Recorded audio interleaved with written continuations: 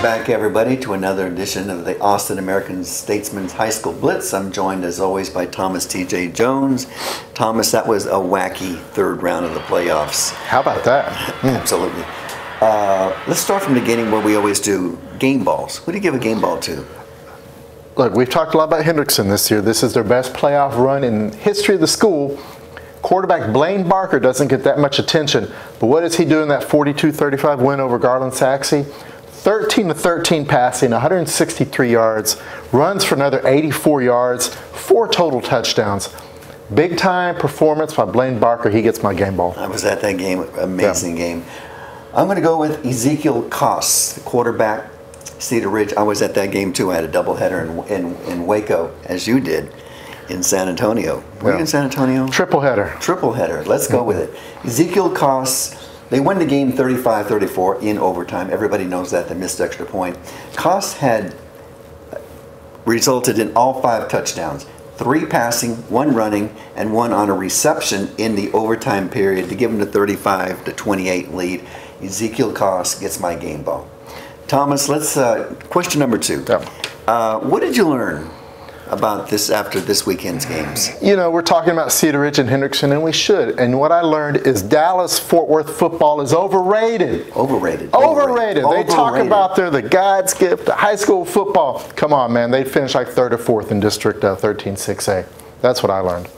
Well, I can't top that. What I learned is that Hendrickson is for real. Yeah. Hendrickson is for real. They were 3-7 last year, and we wondered what's Chip Killian doing over there. He's coaching these guys that were 3-7 record. Now he's probably got one of the hottest teams in the state. They won 8 in a row after starting the season 2-3. A lot of people didn't think that they would beat Saxe up there from Garland. Oh, they destroyed Saxe. Actually, it was 42-14 at one point. They settled for a 42-35 victory.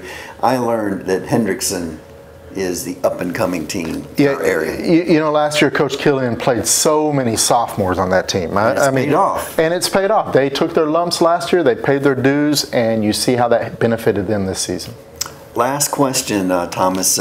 Give me a player that has really stepped up to the playoffs, maybe somebody that we don't always talk about but has really put a stamp on the playoffs. Yeah, let's talk about McCallum. You know, undefeated season, they're 14-0.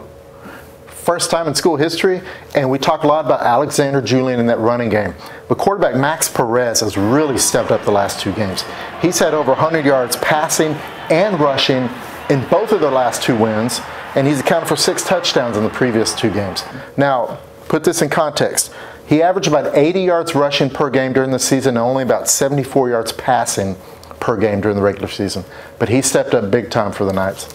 When I saw Lake Travis play in the opener this year, their defense was pretty much pathetic against Judson. Yeah. They have turned it around. They are actually playing big-time defense, and one of the reasons is Nathan Perotti, the big safety. Actually, I say big. I mean big play safety. Yeah. He's actually a fairly small guy, maybe by 5'8". Sure. 3 spectacular interceptions in the playoffs, 1 in each game.